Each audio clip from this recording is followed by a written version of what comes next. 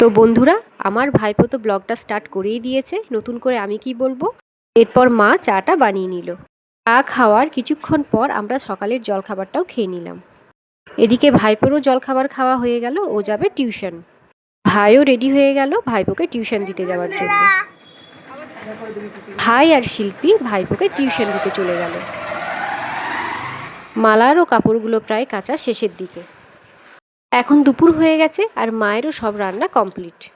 আজকে দুপুরে মা রান্না করেছে কাঁকরোল ভাজা, পটল ভাজা, মুসুরির ডাল, তেঁতুল আলু পোস্ত, কুমড়োর তরকারি, ভেন্ডির তরকারি, মাছ ভাজা, পাঁপড় ভাজা, আর খাবার সময় ভাই শশা কেটে নিয়েছিল। হঠাৎ করে দেখি দুপুরবেলায় ঝমঝম করে বৃষ্টি নেমে গেল।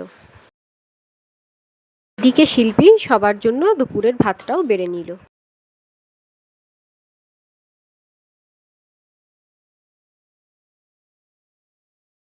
এরপর আমরা সবাই মিলে খেতে বসে পড়লাম।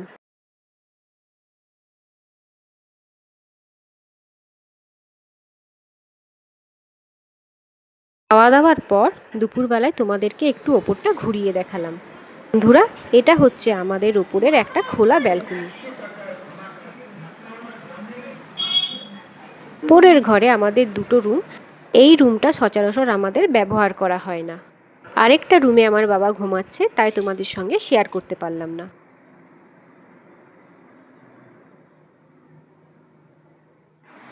এইটা হচ্ছে আমাদের ওপরের ডাইনিং।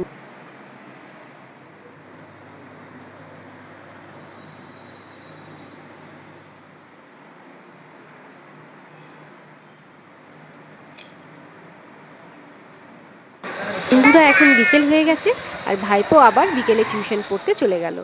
বন্ধুরা, কালকে তো আমার বাবার জন্মদিন, তাই আমরা চলে গেলাম সবাই মিলে সবজি বাজার করতে।